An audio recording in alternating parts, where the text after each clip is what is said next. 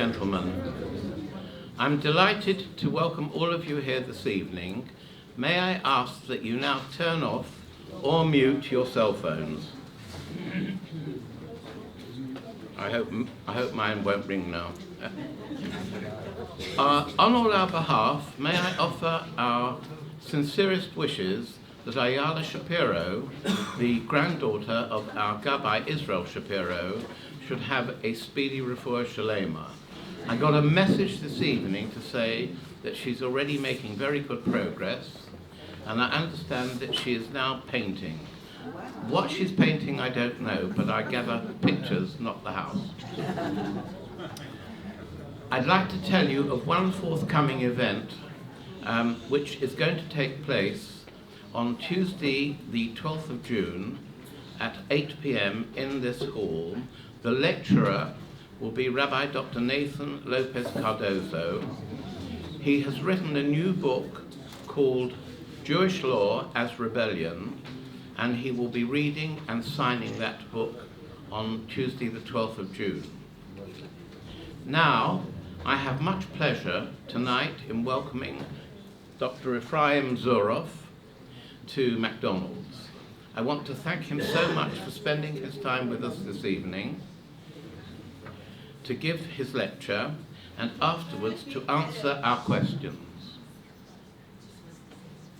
At this stage, I'm afraid that I've got a little problem with my eyes this evening, so I'm going to ask my wife Ruth to come here and to read Dr. Zurof's bio.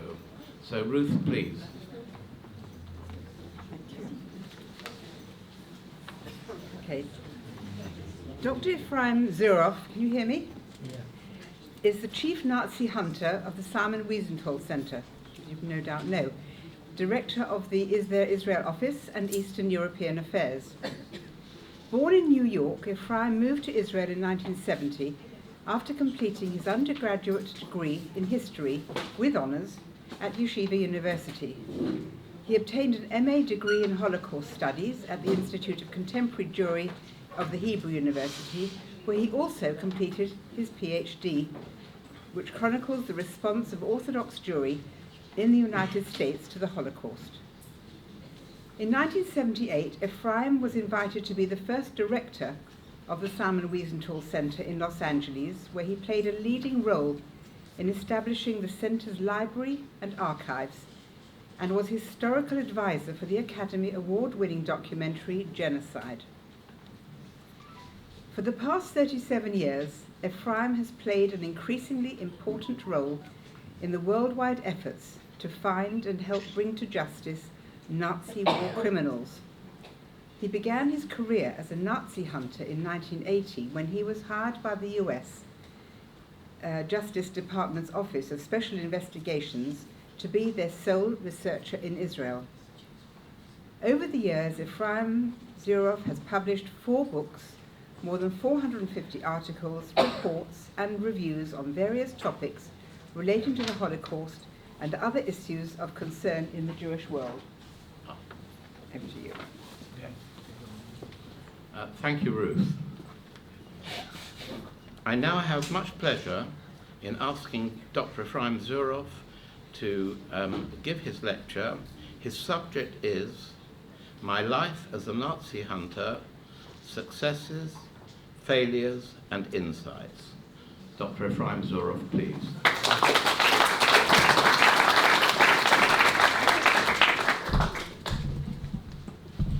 Okay. Good evening to everybody. Thank you for that very effusive introduction. Reminded me of something they said about Lyndon Johnson. He was once introduced in a particularly, given a really fantastic introduction. He said that his father would have found it interesting, but only his mother would have believed it. In any event, this lecture is an attempt to answer the 3 questions that I'm asked again and again and again. So, first question, usually when people hear what I do, they say, what? Are there still Nazis to catch? That's question number 1.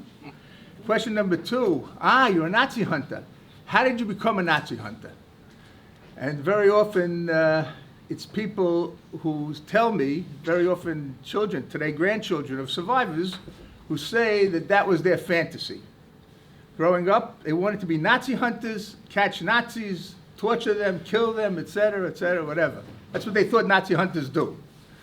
But it's not exactly what Nazi hunters do. I could tell you that that was certainly not my fantasy.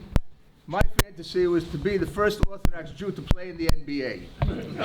But unfortunately, or fortunately, I wasn't good enough to play in the NBA, to be perfectly honest. And of course, you can't be an Orthodox Jew and play in the NBA. So basketball's loss is Nazi hunters' gain. In any event, the third question, of course, is, well, you know, how do you do it? How do you find the people? What do you do, etc.?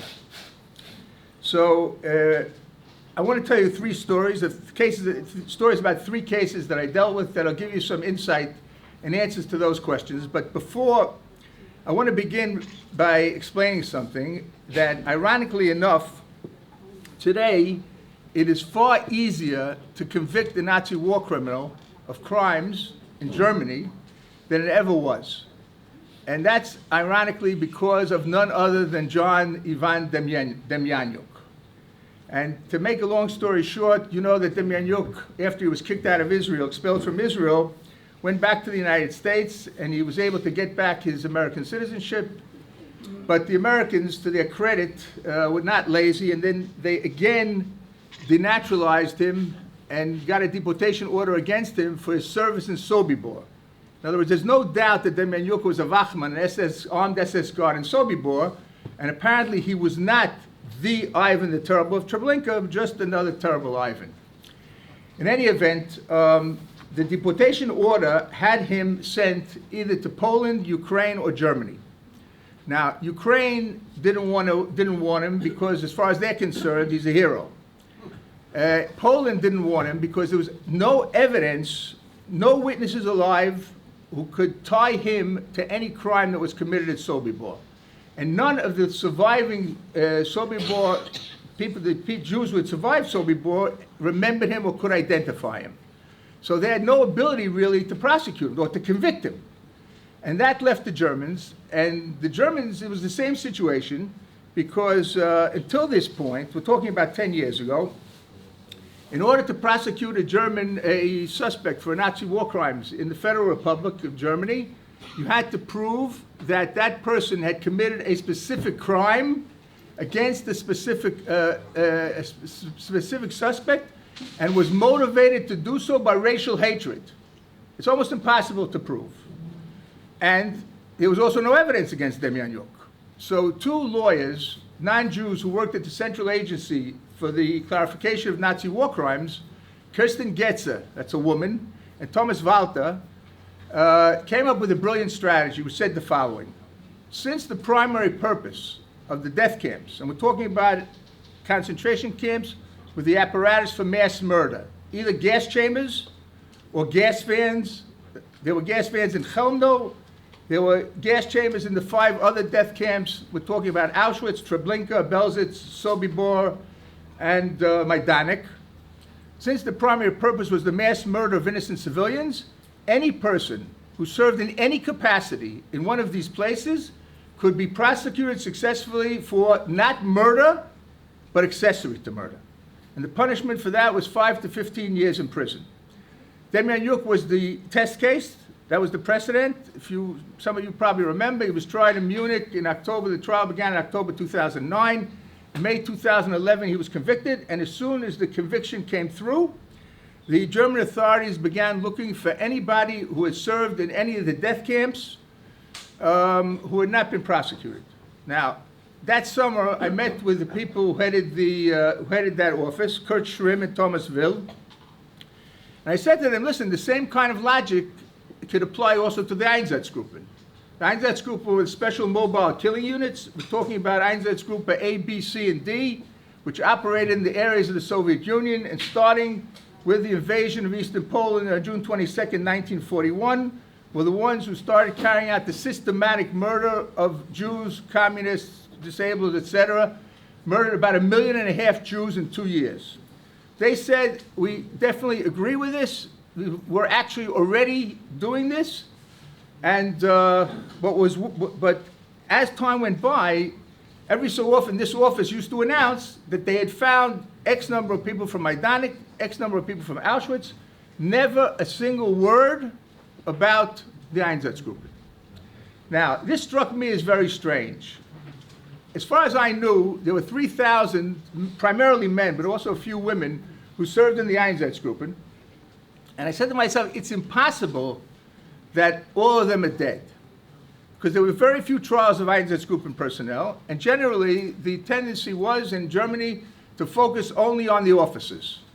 In other words, as horrible as this sounds, if you weren't an officer in Nazi Germany, there was every chance that you could get away with it. But in this case, in theory, any person who served in any capacity in the Einsatzgruppen could be successfully convicted. So what I did was I had the names and dates of birth of 1,069 of the people who served in the Einsatzgruppen. I made a list of those who were born 1920 or later.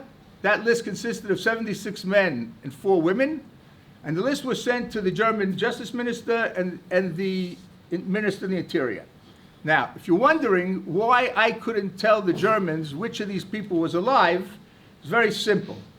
In Germany, the laws concerning personal data, confidentiality of personal data, are extremely stringent. There's no way, in theory at least, that someone like me working for a foreign NGO can get to the population registry, can check and find who's alive, who's not alive. But of course, the government has full access. So that's why I gave it to the Minister of Justice, Minister of the Interior. It took about a year and a half for the Germans to get back to me, and they said that 8 of the 80 cases are of interest to them. In other words, there's a chance that 8 of the 80 were alive. We're talking now January 2016. Do I have any more information on those 8 people? So in some of the cases we had information, some of the cases we didn't have information. We sent them everything that we had, and every so often I would send them an inquiry, what's going on, any luck? Nothing. Didn't even answer the letters. By the way, this is very typical of bureaucracy.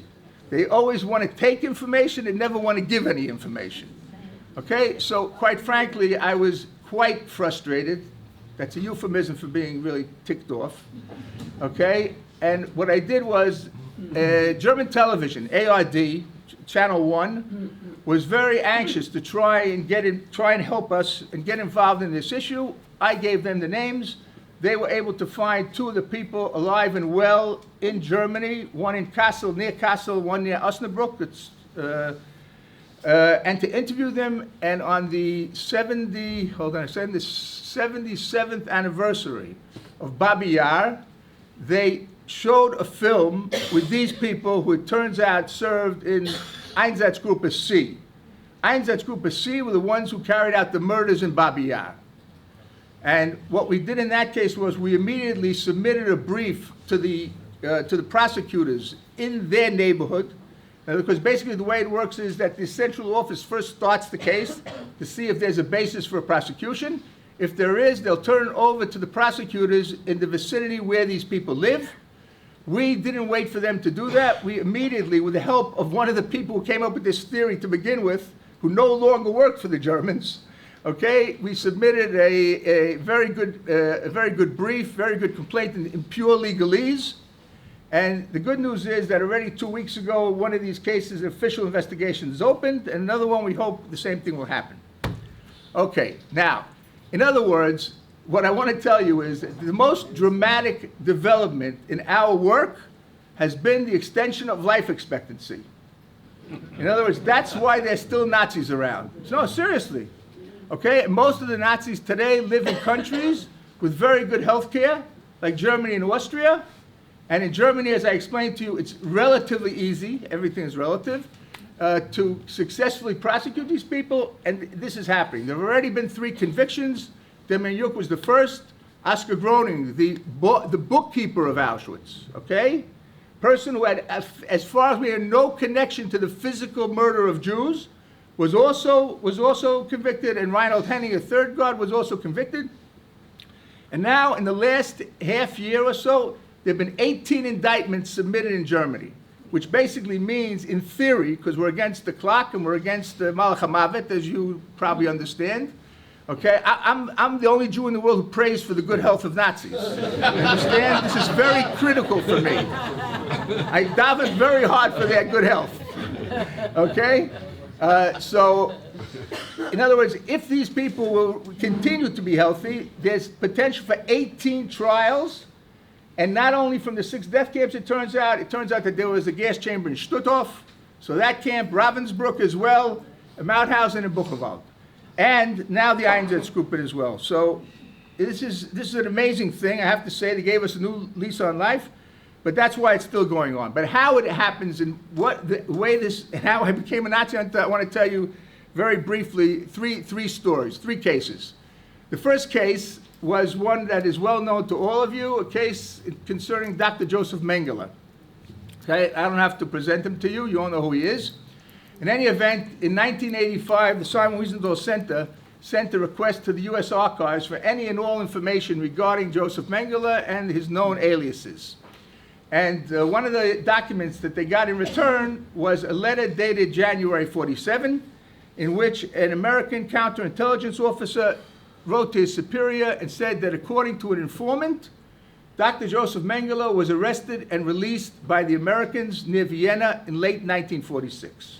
Now, this is 1985. No one knows what happened to Mengele. He's somewhere hiding in South America. He's not been caught. And all of a sudden we hear that the Americans had him and they let him go. So the Wiesenthal Center made a real scandal out of this, and William French Smith, who was the Attorney General at the time, made 3 decisions. Decision number 1, the United States of America, the U.S. Marshals will start looking for Joseph Mengele. Until this point, there was no reason for the Americans to look for Mengele. In other words, it was the Germans and the Israelis who should be looking for him. Second decision was they'll check whether Mengele entered the United States, because by this time it was clear that thousands of Nazi war criminals / collaborators had entered the United States posing as innocent refugees. And the third decision was to start a historical investigation to determine whether or not this story was true. Had indeed Mengele been arrested and released by the Americans. And that third thing was given to our office, the Office of Special Investigations in Washington. I worked for them in Israel, and my assignment was to find the informant. Okay?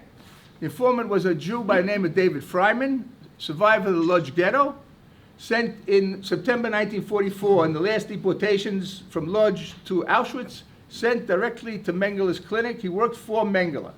So in other words, this is someone who knew Mengele personally. Okay? Go find him. How are you going to find him? It's now 1986, 41 years after the end of the war.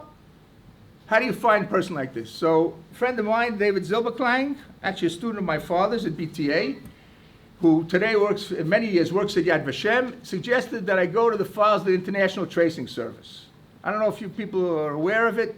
Basically, at the end of the war, the Red Cross received millions of requests for information.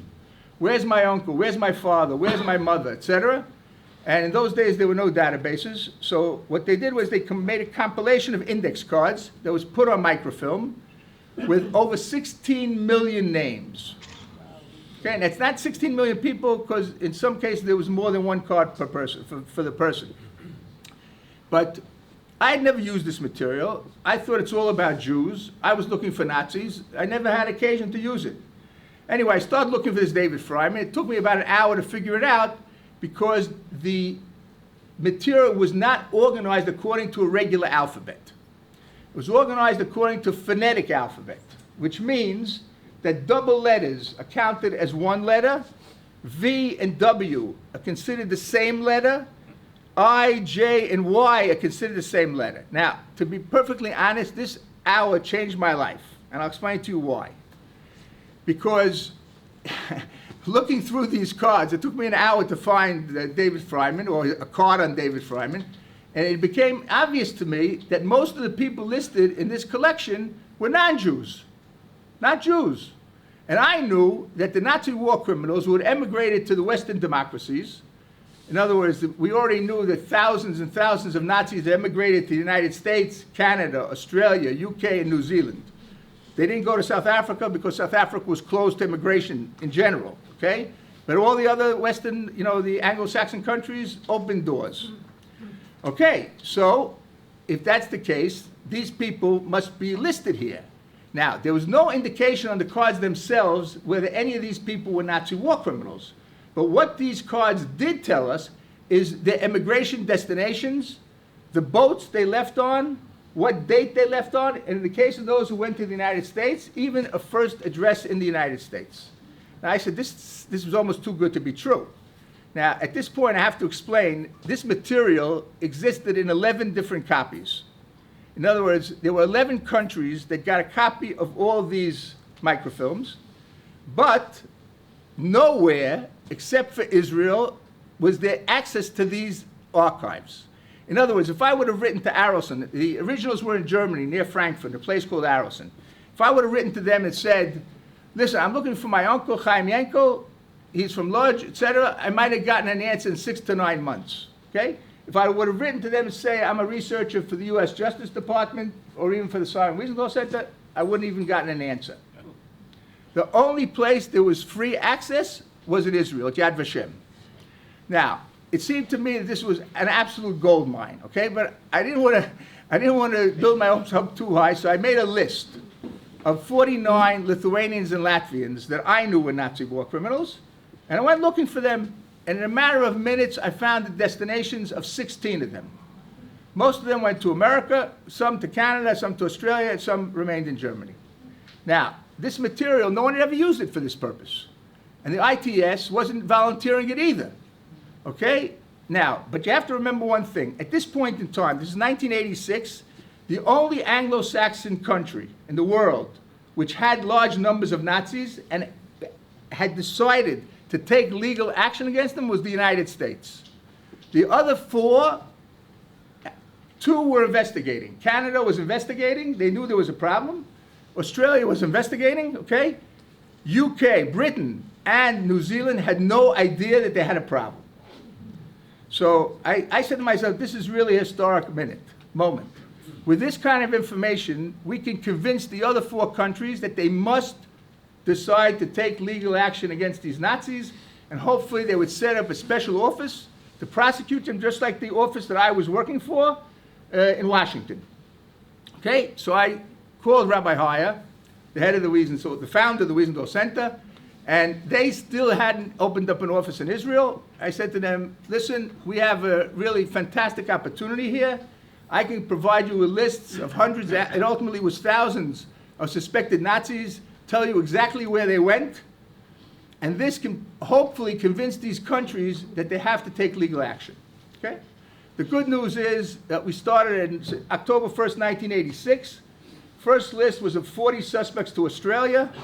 I remember it was Lithuanians, Latvians, and 1 Ukrainian. Next list was to UK, which opened up the whole issue.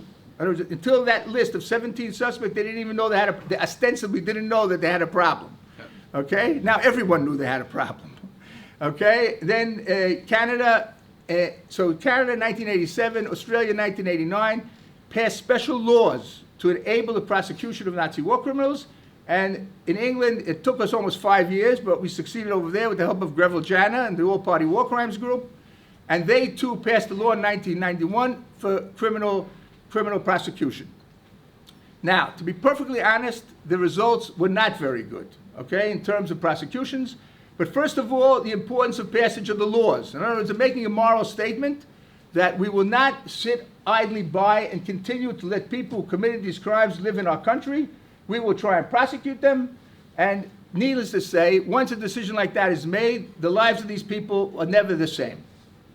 Okay? So I consider that a great victory. Those of you wondering what happened to Mengele, there's also a postscript to this story, which is the following, that once the United States started looking for Joseph Mengele, Israel and Germany joined in the search, and for the first time, they did what they should have done years before, which was to carry out a search in the home of Hans Seidelmeyer, who was one of the key people in the Mengele business. And in his house, they found the documentation, they found the correspondence between Joseph Mengele and his family, and they found, to me, the terrible news that Mengele had died of a stroke swimming in the ocean near Sao Paulo in 1979. was buried in Embu, E-M-B-U, near Sao Paulo. And the subsequent checks, his son, by the way, gave DNA, so there were DNA checks, and every possible check under the sun confirmed that this indeed was the corpse of Joseph Mengele. Now, I always ask myself the question, what on earth were they waiting for? Why did they wait till 1986 to do what had to be done in terms of searching for Mengele? If this search had been carried out in 1975, not in 1985, Mengele would have been caught. Think of what an amazing impact a trial like this would have had. A trial of medicine, and there's the betrayal of the Hippocratic Oath, the perversion of science, you name it. It would have been one of the most important trials of a Nazi war criminal, and it didn't happen. And the reason it didn't happen is very simple. Lack of political will. And one of the lessons that I learned, we're talking about insights, okay? Without political will, there never are any prosecutions. And this has been the biggest problem. The biggest problem we faced was not necessarily to find the Nazis or even to find the evidence against Nazis. The biggest problem was that most countries did not want to prosecute Nazi war criminals. And the reason is, to just briefly explain it to you, is to compare a 90-year-old Nazi with a serial killer. In other words, if a serial killer is on the loose somewhere, I can promise you local police is doing whatever they can to find this guy and put him away, right? Because the likelihood is this serial killer will kill someone else. What's the likelihood of a 90-year-old Nazi killing someone? 0. It's never happened, okay?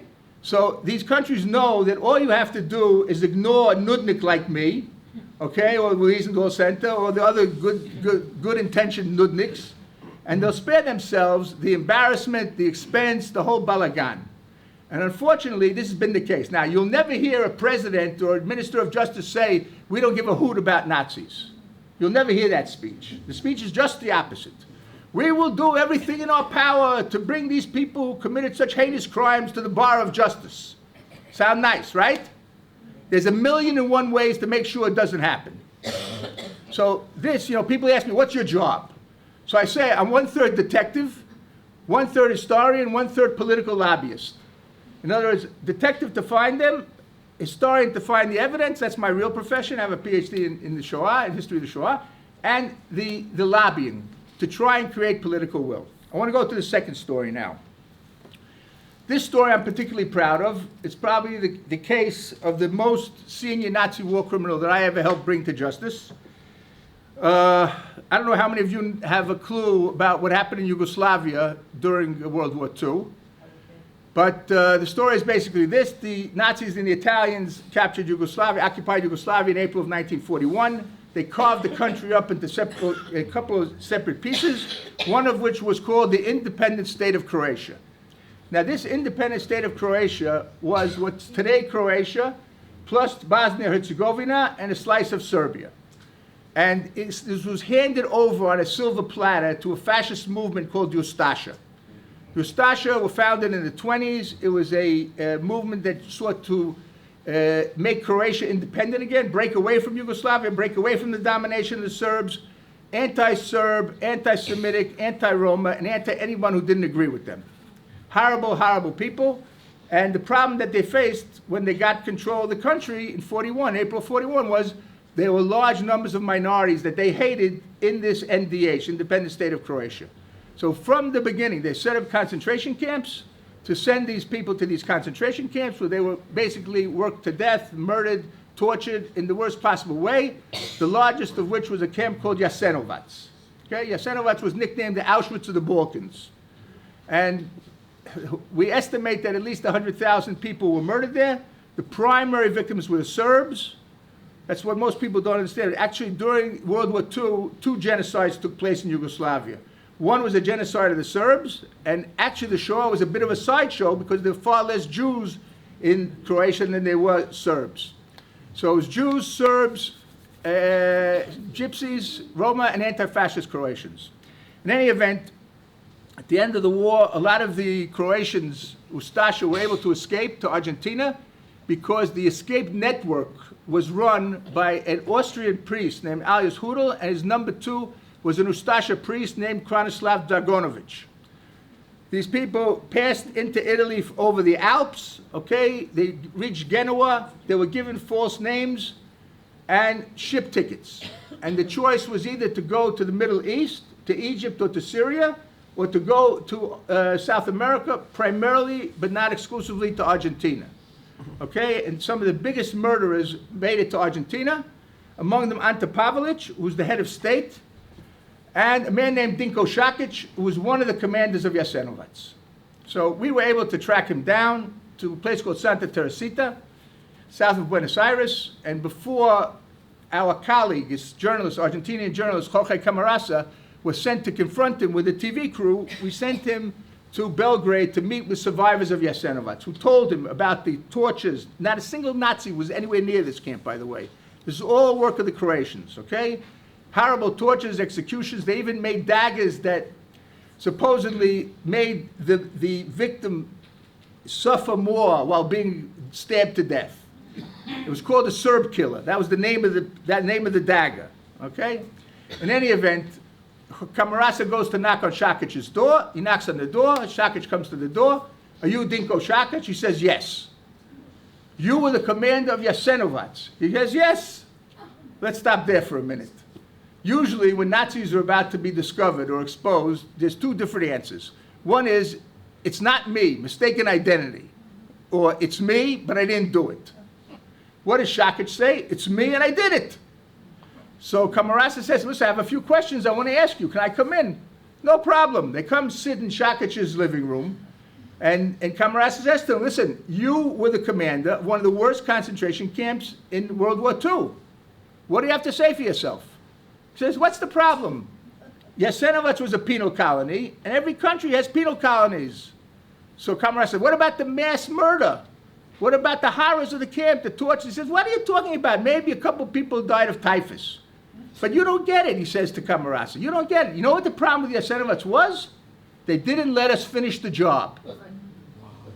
You get it, you understand? They didn't let them kill all the Serbs, all the Jews, all the Gypsies, and all the anti-fascist Croatians. Now, when did he say this? He said this more than 50 years after the end of World War II. He had plenty of time to think about it. Okay? Then the problem was, well, where do we send him? Where should he be put on trial?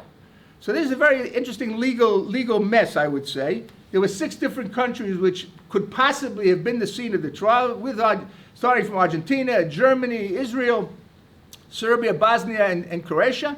But the question that we asked ourselves was, where do they need the lesson of Jasenovac the most? If we were thinking only of the result, we would have had him sent to Serbia. Because most of the victims were Serbs, and as I say, within 5 minutes of being convicted, he would be hanging from the highest tree in Belgrade. Okay? But in Serbia, everyone knows about Jasenovac. So many people lost relatives, friends. It's part of the curriculum. Okay? They don't need the lesson of Jasenovac. They need the lesson in Croatia. So just to give you a little example of what we were up against, I visited Zagreb, that's the capital of Croatia, in 1998 to meet with the prosecutor, and it's during the World Cup. Okay? Any football fans here? Soccer? Soccer, you know, 1998 World Cup, quarterfinals in Lyon, France, July 4th, 1998. The biggest upset in World Cup history? No? Croatia 3-0 over Germany. Okay? Listen, I'm walking through the street while in the middle of the game. All of a sudden, the street is shaking. What's going on? Is there an earthquake? No, Croatia scored a goal. Okay? At the end of the match, we go out to see the celebrations, and within 3 minutes, I'm standing facing a group of 7 young men, ages like 20, 25. They're waving this gigantic flag. I can't see if it's a Croatian flag or a Ustasha flag. They're very similar. And they're yelling at the top of their lungs, Dinko Šakić, Dinko Šakić. Dinko Šakić is in jail. He's awaiting trial for mass murder. He didn't score the goals for Croatia against the Germans, right? What's the connection? Why are they yelling his name? Because Dinko Šakić, for them, is a hero. Understand? He wanted to finish off all the Serbs, the Jews, the Roma.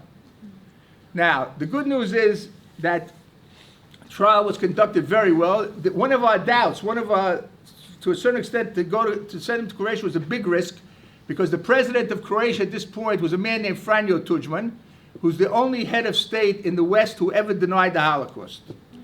And to make it even weirder, this Tudjman fought against the Ustasha in World War II with Tito's partisans. His brother was murdered by the Ustasha, but when he became a politician in the 90s in Croatia, he became an ultranationalist. He made all sorts of comments like, I'm very glad my wife is not a Jew or a Serb. Instead of saying, I'm happy my wife is a Croatian or something like that. Anyway, we took a gamble, okay? But the gamble paid off because the trial was conducted very well, given enormous coverage, okay? And just, you know what, I'll give you just one scene from the trial, which I think is very important. One of the people taken to Jasenovac was a Jew who was taken as a young teenager from Sarajevo, okay? He and his other Jewish kids. After a couple of days, they were taken by the guards. And the guards had already murdered a whole bunch of inmates, and they'd cut off the arms and the legs of the people that they murdered, and there was a very big pile of body parts at the edge of the camp.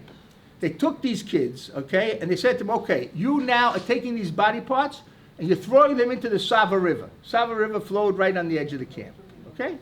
So Yaakov Finzi turns around to the guard who gave him the order and says, why are you doing this to us? He said, what do you mean? Because you murdered Jesus.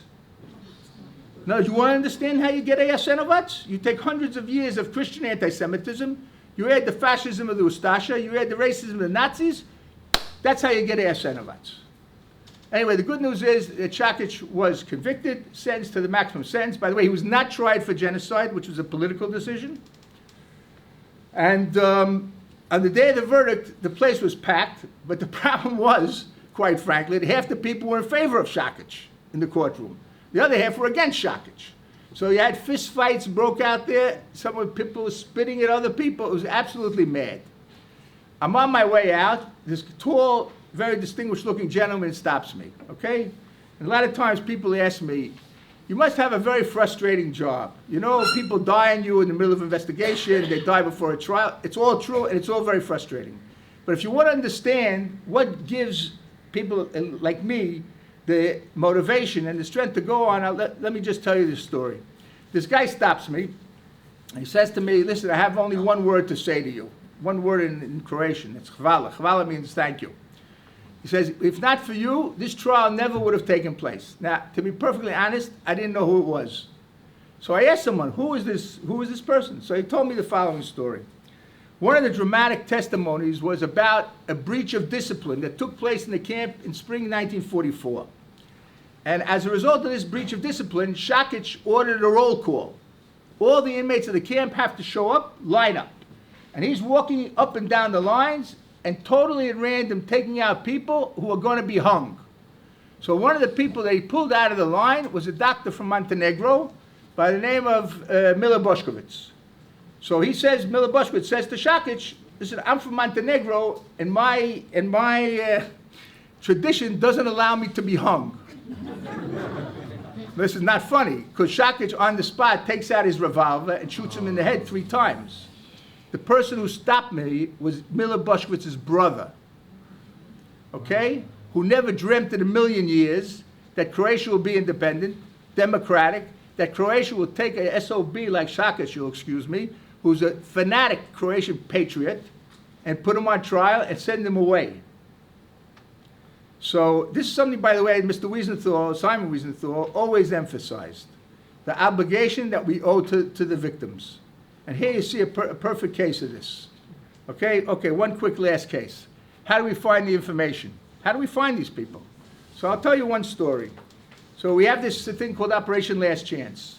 We offer money in return for information. We publicize it by press conference in the countries where we do it, in the capital city. And in some cases, if we have enough money, we put ads in the local newspapers. Okay. The most painful ad I ever paid for was, anyone here from Austria? No, okay. Listen, there's a newspaper called the Kronenzeitung, okay? It's a disgusting tabloid, okay, very extreme right wing, and I had to put the ad in the Kronenzeitung because if you want to catch Nazis, you have to put the ad in a newspaper that's read by people who know Nazis. You understand? If I put in their standard, that's like the New York Times of Austria, I wouldn't have gotten any information. And sure enough, after the ad is in there, I get a letter music to my ears. I read your ad in the Kronenzeitung.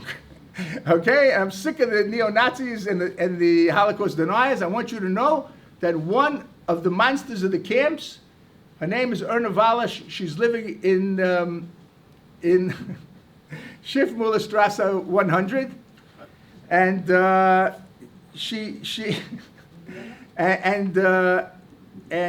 don't know if she's ever put on trial, but I want you to have the information. So first of all, it's much easier to research a case of a woman god than it is of a man god, because there's special books and lists of women gods.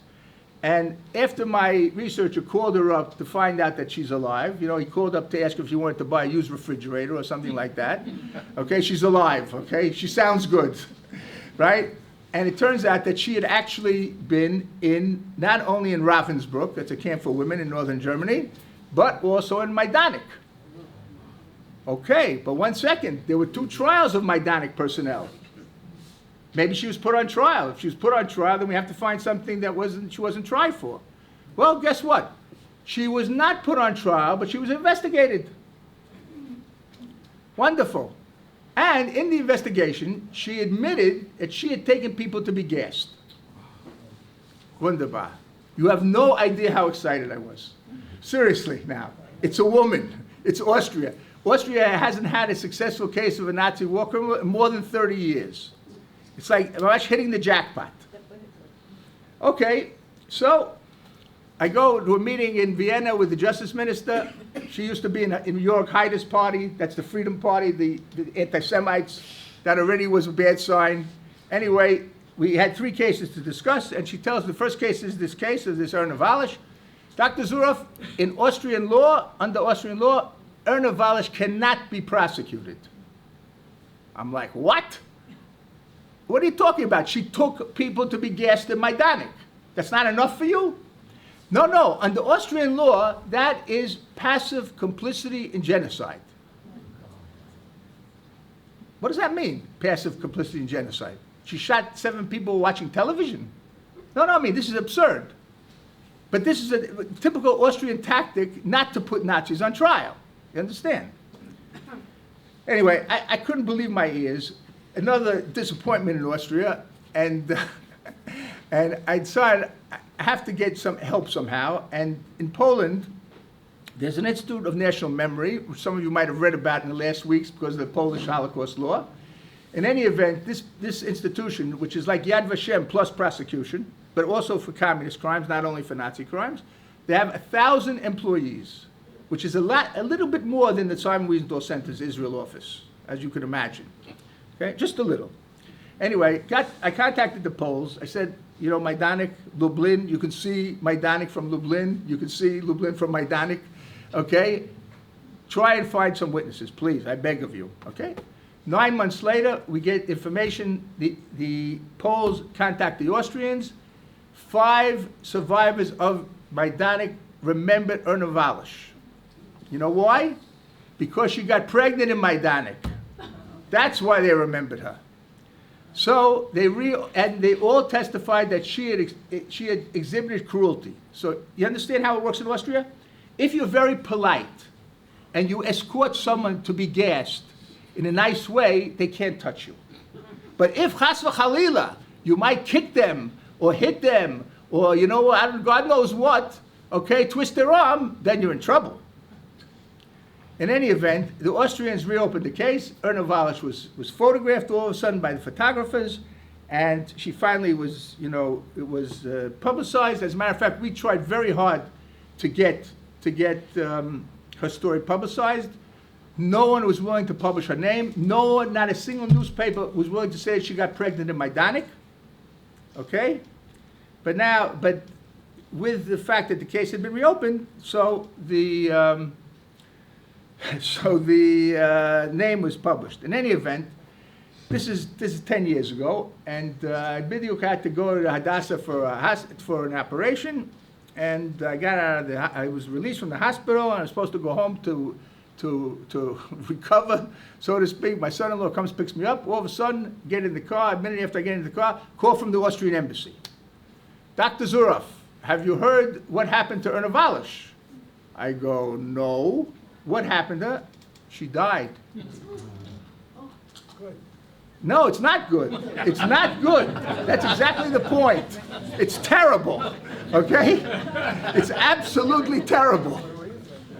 Listen, I tell you, that was one of the worst moments of my life. I'm serious. Here we finally had a case in Austria. We were sure we were going to win the case. There's no way we could lose the case. She admitted taking people to be gassed. There was testimony that she had beaten people. What more? You don't need anything more than that in theory. And she seemed to be in good health when we called her to ask her if she wanted the refrigerator. Okay? But that, listen, I don't know. We never got a coroner's report. We never, you know what I mean? We never bothered checking. It was over, and we had to deal with it. Okay, in any event, here is a classic case of, the lack of political will. Okay? In other words, it's all politics in a certain sense. Finding a person, finding the evidence is not necessarily enough to achieve the final goal. So, but there are a couple of things that I have to say that come up, and I think they're important. One thing is that in the course of the work and the search and all of this, I was able to meet and work together with some of the most amazing people, really. Wonderful people, many of them non-Jews. You know, the Gemara says that all Goyim hate Jews. Forget it, it ain't true. Okay? It's not true. And these people were only more than happy to help, most of them without any compensation, because they knew it was the right thing to do. Okay? So that's the good news. The second thing is, of course, this issue of political will, as I explained. But, you know,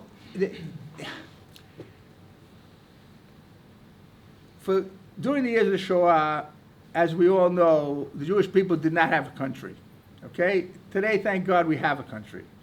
But for a variety of reasons, that country is not always willing to do as much as it can on certain Jewish issues. And to my great chagrin, I have to say, this is one of them. In other words, the efforts to bring Nazis to justice were very rarely really assisted by the State of Israel. And, I mean, listen, since Israel faces so many existential problems, it's on a certain level, it's understandable. But having said that, you would expect a little bit more. I don't know how many of you read the articles about the Mossad, about the books that were written by the Mossad. Basically, about half a year ago, it was revealed that in 2007, the Mossad had commissioned a man named Yossi Chinitz, who himself had served for many years in the Mossad. He was actually from Amman, from military intelligence, to write the history of the Mossad's efforts to bring Nazis to justice. And the result were 3 volumes. One volume was about the organizational history of something called Amal. Amal was short for Amalek. And in 1964, there was a recurrence, a very strong wave of anti-Semitism in Europe. And Israel decided that they had to find some way of dealing with it. And they set up this department in the Mossad, which was also supposed to deal with Nazi war criminals and was based on the suspicion or on the assumption that old Nazis were behind this new wave of anti-Semitism. Okay? First of all, it turns out that wasn't true. It wasn't old Nazis, it was new Nazis, neo-Nazis, etc. That's one thing. So the 3 books that they wrote, as I said, one was the organizational history of Amal, a second book just on the search for Mengele. 300, I think, over 350 pages, just on the efforts to find Joseph Mengele, which continued from the time, you know, while the team that kidnapped Eichmann was in Buenos Aires, Issa Ariel got information that Mengele might be in Buenos Aires. And he wanted to try and nab Mengele as well. The people in the team were not that enthusiastic about it and were afraid it might ruin the capture of Eichmann. In any event, Mengele had run away before the team was in Buenos Aires. He went to Paraguay, then to Brazil. And the man, probably the most important operative in the search for Joseph Mengele, was a man named Tzvi Aharoni, who was in charge of investigations for the Mossad, one of the senior people in the Mossad. And he's convinced, he's no longer alive, but he's convinced, he was interviewed by Chinitz, by Yossi Chinitz, that he stood face to face with Mengele in Brazil in 1962.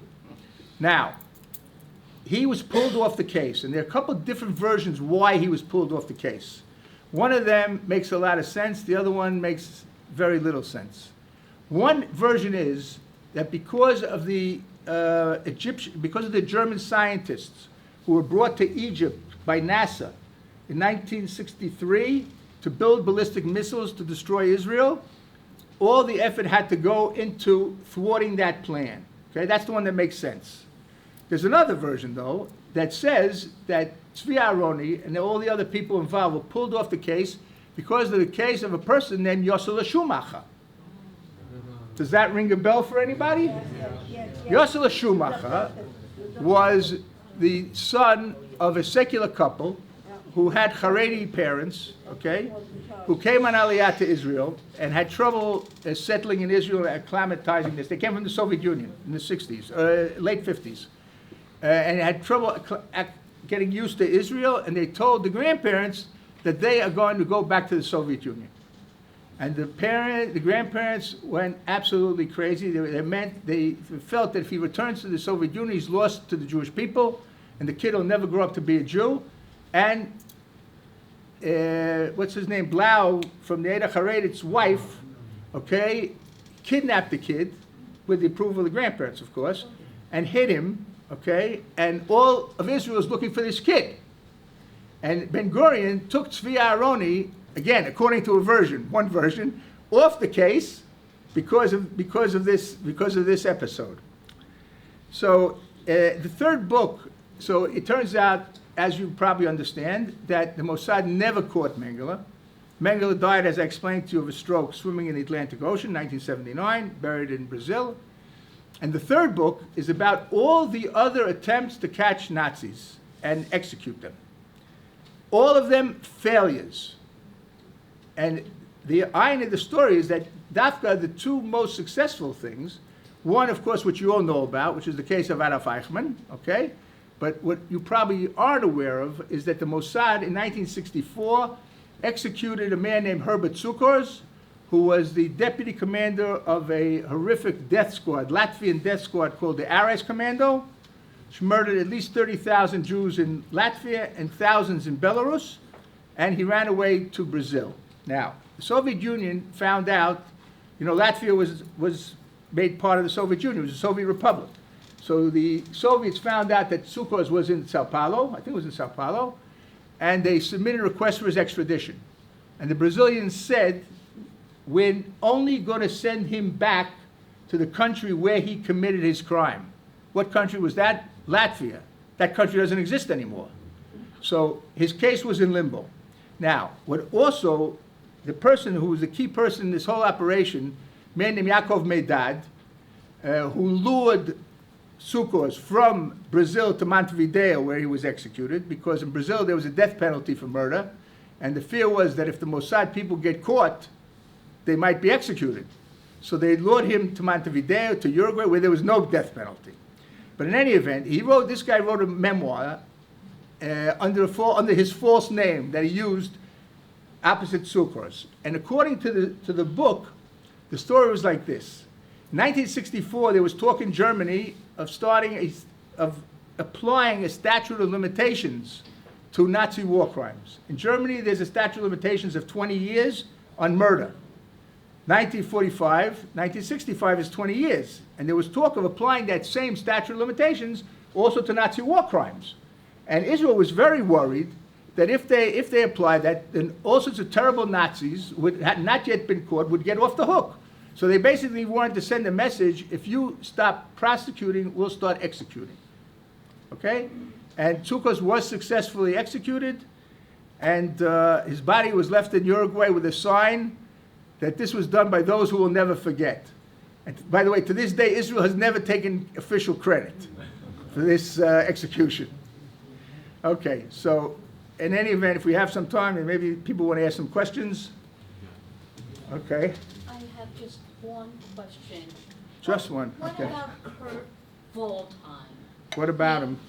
I mean, there were pictures of him as a Pictures of him Nazi. doing what?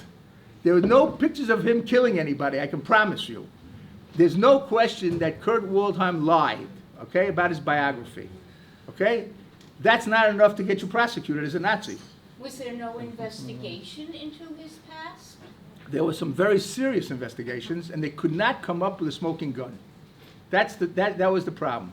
There's no question that he lied. He made up a fake biography when he was elected Secretary General of the United Nations, and he was in places where Jews were killed. There's no evidence that he personally was a war criminal. No witnesses? No, nothing, I'm telling you. There were plenty of people out there trying very hard to nail him. And they couldn't do it. They couldn't do it, yeah. I read quite a while ago that there was an effort in Israel to have a group basically formed to execute Nazis. Just kill them. If they caught them, kill them. You know what I mean? Can you make a comment on that? Never heard of it. It was in the Post. It sounds like a Bubba Meiser. Listen, I'll tell you something. There were two cases. There was an Israeli Air Force officer by the name of Baz. His last name was Baz. He claimed to have executed Dr. Arbert Haim, who was a sadistic doctor at the Mauthausen death camp in the United States, in California in the 80s. And he wrote a whole book, which he claimed was true, that he had been part of a murder squad financed by a Jewish survivor in the United States, and he didn't name a single case with the exception of Haim, and he only named him after we named him as the #1 most wanted Nazi, okay? But Haim, it turns out, was not killed in the United States. He died of rectal cancer in Egypt, and the whole story is a bunch of shtuyot, okay? Yeah.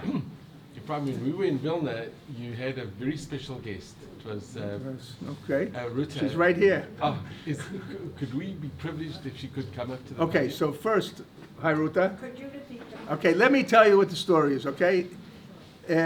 I had the great privilege of writing a book on Lithuanian complicity in the Shoah with Ruta Vanagaita, who's here tonight, who is a very popular Lithuanian author, who discovered 4 years ago that her relatives were involved in killing Jews in the Shoah. And she wanted to atone for that, and she got a hold of me as the most hated Jew in Lithuania, because I'm always pressuring the Lithuanians to put Nazi war criminals on trial. And we basically decided to go on a mission of discovery.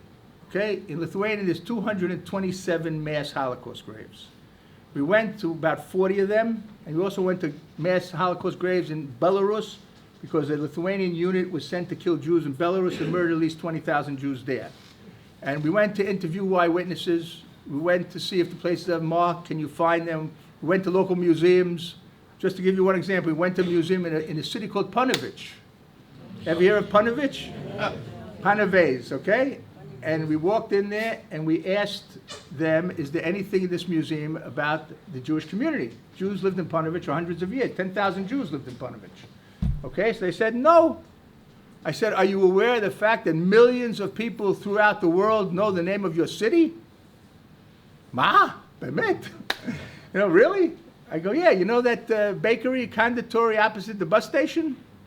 That's the Panovich Yeshiva. That's the building of the Panovich Yeshiva. I explained to him what a yeshiva is and why it's famous, but I think it would be very nice if Ruta came up here and said a few words about her story. And just to put this into context, you all know about the Polish Holocaust law, okay? The Polish Holocaust law is the tip of the iceberg, a huge, huge iceberg that for the last 25 years has been distorting the Shoah. Not denying that the Shoah took place, but trying to do two things. One is hide the role of the local killers, and only in Eastern Europe did collaboration with the Nazis include systematic murder, nowhere else, and to try and claim that the crimes of communism are just as bad as the Shoah, that they're victims, that Jews committed genocide because communism crimes were genocide and they were Jewish communists, etc. So I give you Ruta, and she'll say a few words. Yeah. Hello, everybody. Hello, my name is Ruta Vanagaite. I'm here now in Israel because Lithuania is not such a nice place for me now. Because look, every country which is not Germany wants to put the blame on other countries. If we can say that Germans killed the Jews, then we say it. if we can say that Lithuania is the biggest victims because we are deported, because we are occupied, and this, we're going to say it. And my whole country is living it's in the fairy tale of being a victim and victims and the heroes. So of course you can imagine that once I discovered the story about my family, and they thought, and the story that they were not a bunch of degenerates who were killing the Jews, that was the whole pyramid of killing, including, government officials, including governmental structures, including police, including ordinary people who all benefited from 200,000 Jews killed. Can you imagine how many, not only how many houses were left, how many teeth, how many towels, how many shoes, nobody wants to hear about. And our book told the story. So I became a not very popular person there.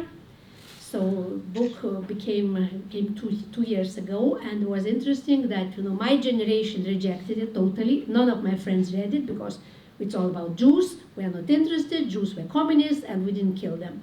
But the old people who saw the murders themselves, they are now 80, 85, and their young grandson and granddaughters who are open-minded. They don't have all these prejudices. They never knew about it.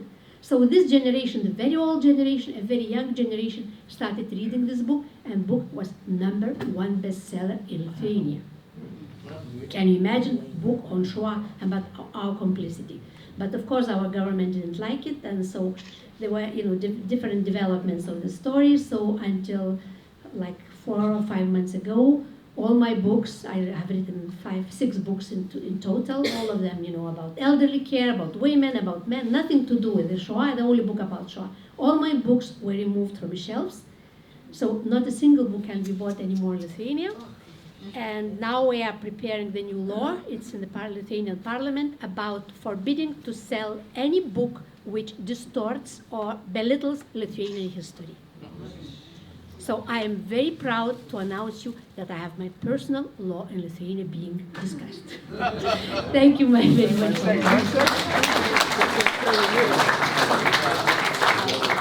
Okay. Okay, the book is not yet out in English, but it's out in Hebrew. Those of you who read Hebrew might be interested. We have a couple of copies of the book here. It's come out in Lithuanian, obviously. It's come out in Polish. It's coming out in Russian. And 2 months ago, it came out in Yediot Achronot. Here you can see it. It's called, the original book was called Musishki, which means our people. And through the letters of the title, Musishki, you can see 2 faces. One face was of a Jew who represented Lithuania in 2 Olympics as a cyclist. And as Ruta would say, he was good enough to represent us, not good enough to live. He was murdered in the Kovna ghetto. And the other face, and it's very hard to tell the difference between the 2 of them, is one of the murderers. And the message is that as far as the Lithuanians were concerned, neither the victims, they're Jews, they're all communists, they got what they deserved, or the murderers, they're a bunch of primitive, illiterate degenerates, are part of Lithuanian society. But in fact, they're both part of Lithuanian society. So our book is called Musishki, A Journey with an Enemy. I'm the enemy, by the way. Okay? And in Hebrew, it's called Masai Ma'oyev. And if any of you read Hebrew well enough, it's available. Thank you very much for coming and for attention to this. And, I lost so many friends in Lithuania now. I lost respect of my country. I lost my leadership. But I found so many people, not mainly Jews, who are really, really warm, and they fill the gap. Thank you very much. Any other questions? Anyone have any questions? All right. Not rabbi. One question. Now that a lot of these officers are nearly 100 years old, where do you see your job going forward? This is exactly where I see my job. In other words, the question was, what do we do as the Nazi war criminals get older?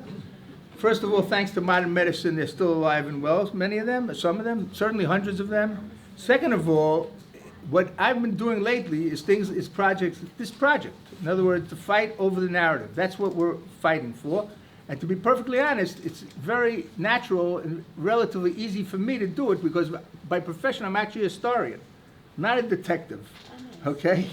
So this is something that we're dedicated to. And I have to say that part of the problem was, again, okay, and you'll excuse me, When Bibi said, for example, in the wake of this whole business, Israel will not tolerate Holocaust distortion. Well, ladies and gentlemen, I'm sorry to inform you, but Israel has been ignoring Holocaust distortion for 25 years. Ever since the Soviet Union crumbled, these people are giving a alternative narrative, okay? And for a variety of reasons, political, security, intelligence, economics, they didn't want to call them out on it. And, but now, hopefully something will finally happen. Israel will begin acting against it. Yeah. Yeah, no. A while ago, I read a book called Hitler's Phone. It was a real eye-opener, and I'd like to know what's your opinion on the Catholic Church? You have a few years? What's my opinion on the Catholic Church? What is my opinion of the Catholic Church? There's no question that the Catholic Church could have done more. Okay? There were Catholic priests who saved Jews, Catholic priests who did the opposite. In Lithuania, some of the priests, it's the same story. Some of the priests saved Jews, and other priests said, we won't help you, or other priests actually helped the killers. So you have everything. The Pope, as a leader, okay, certainly didn't do anywhere near enough to help the Jews in distress. Yeah. One second, we asked a question already. I know, but I've done one. Hope it's better than the previous one. I have a basic question. I hope you won't be sarcastic when you answer it. Why not? How long does it take? In other words, you identify a war criminal, and then you go through court process. You eventually put him on trial and get a conviction. I don't know how long it takes. However, I'm sure it's not a short period of time. My question is, wouldn't it be better if you identify some of these guys, just eliminate them? Or do you think that's too simple? Okay. You probably think that the next day the newspaper will say, after one of these people is what you suggested, okay, then what you suggested, disgusting Nazi war criminal got what he deserved. But that's not going to be the headline. The headline is going to be vengeful Jews torture 90-year-old. Yeah. Yeah. Could you pass a comment on that? I saw a program a while back about groups of Jews from here in Israel after the end of the Shoah who launched revenge attacks on Nazis in the occupied areas. Okay, there were two groups of Jews. The question was about revenge attacks, okay? There were two groups of Jews who, after the war, in the immediate aftermath of the war, were involved in taking action against Nazis, okay? One group was soldiers from the Brigada, from the Jewish Brigade, okay, who fought with the British Army and remained in Europe after the war. Their primary task was not that. Their primary task was helping the Bricha. The Bricha was the movement of Jews from Eastern Europe, primarily from Poland, into Germany and Austria, where they were in displaced persons camps, and hopefully from there to bring them to Eretz Israel. Some of them were involved in executing Nazis, and there was a group of survivors led by Abba Kovner, people like Yosef Harmatz, Manus Diamond, and others who were involved in this. To this day, no one knows neither the scope of what was done, nor the identity of the people that they did it to. There's one famous incident where they tried to poison, the plan was to poison the water supply of Munich. Was not approved by the heads of the Yishuv, okay? They were against it, and I think for good reason. Instead, they poisoned the bread supply of a prisoner of war camp with SS prisoners. But, as far as we know, no one was killed. A lot of people got upset stomachs, but not much more than that. Okay, so, yeah. Do you think the publicity that Deborah Lipstadt got, which wasn't a great deal in the UK, but I heard about the case, Jewish people got the message from that case. Do you think it was helpful to you? Very helpful. The question was about Deborah Lipstadt's trial, David Irving, okay? David Irving, the Holocaust denier, sued Deborah Lipstadt, an American Jewish historian who named David Irving as a Holocaust denial. That trial did more than any other proceeding to sink Holocaust denial. It's very, very, very important, very, very, very helpful. He's out of prison now. Okay, yeah. Have you ever come face to face with any of these guys? And if so, what was the reaction? And what was their reaction and yours? Okay, first of all, I actually was planning to tell you a different story today for the third story, but one of these people sued me for libel, actually two of them, but I was sued for libel and I was put on trial in Budapest, okay? A Hungarian Nazi officer sued me because I called him a Nazi. He said he wasn't a member of the party. How can he be a Nazi, okay? And I called him a moral monster of the Holocaust because he was involved in a mass murder of Jews, Serbs, and Roma in a city called Novi Sad. And at the time, he was a lawyer. In other words, he was educated, he's intelligent. He asked for the orders in writing the night before the murders. The officer in charge told him these orders, such orders are only transmitted verbally, and he did it anyway. So in other words, this is a guy who certainly knew better, and nonetheless he chose to do the wrong thing, okay? Which is why I called him a moral monster of the Holocaust. So in the course of this trial, and unknowns to me, I actually got a chance to question him, which I didn't know I was going to have. So what happened was, his name was Shandor Capiro, and I asked him what were the orders that he received on the night of January 22nd, 1942, before the roundups of these hundreds of people who were murdered the next day in Novi Sad. So he said that he got, the order was to look for terrorists. So I said to him, you mean like the 4-year-olds and 6-year-old children who were brought to the river to be murdered? And the judge disqualified the question. So I was opposite him, and I saw him face to face several times in the course of this trial. Now, by the way, a very sympathetic news reporter from ATV, which is a channel in Hungary, got a hold of him that day, okay, at the end of the session. And she said to him, Mr. Capiro, is there anything that you regret? And he said, no, I was just doing my duty.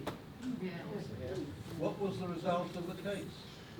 I was acquitted, okay, and when Hungary got the rotating presidency of the EU, they finally charged him 5 years later, and they made sure that he wouldn't be convicted by disqualifying all the evidence. He had been tried before the Nazis invaded Hungary, but not for murder. He had been tried for disobeying, for carrying out an unauthorized action, okay, and that's actually why the murders were stopped in Novi Sad.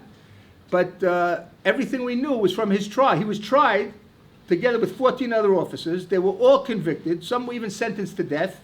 But before the sentences could be carried out, the Nazis invaded Hungary. And they put pressure on the Hungarians to cancel all the convictions. And they returned these people to service. And so, I mean, the judge said, Capiro is not innocent, but the prosecution didn't prove his guilt. So they appealed, but he died before the appeal could be heard.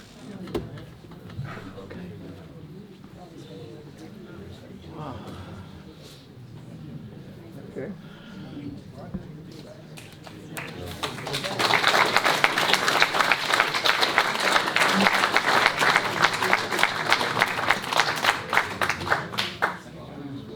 It's very, very difficult to follow that very long and very detailed history of what Efraim has been doing. I'd just like to say that I'd like to thank Efraim on our behalf for an amazing lecture. I'm very sorry that we've had to hear it. I'm very sorry that he's had to do the job that he's been doing so valiantly for such a long time.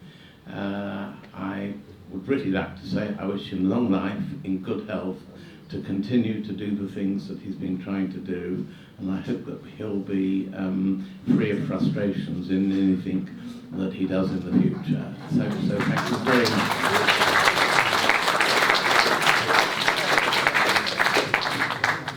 Can you make a statement here that the people should not go living back to these countries where they killed the Jews, and you say in Israel? I agree with that. Thank you, Edith. So what I'd like to do now, finally, to finish the proceedings before you have something to eat and drink, we always give a presentation to our lecturers, and I'd like to ask Efraim if he would come forward so that I could make him this presentation.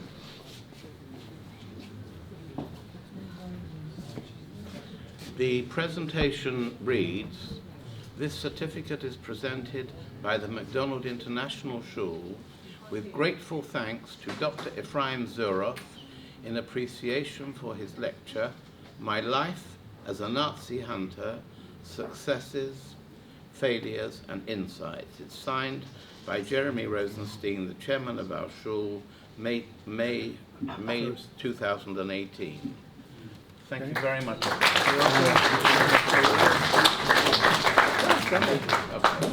Thank you. You're the one who gave the lecture. Thank you so much.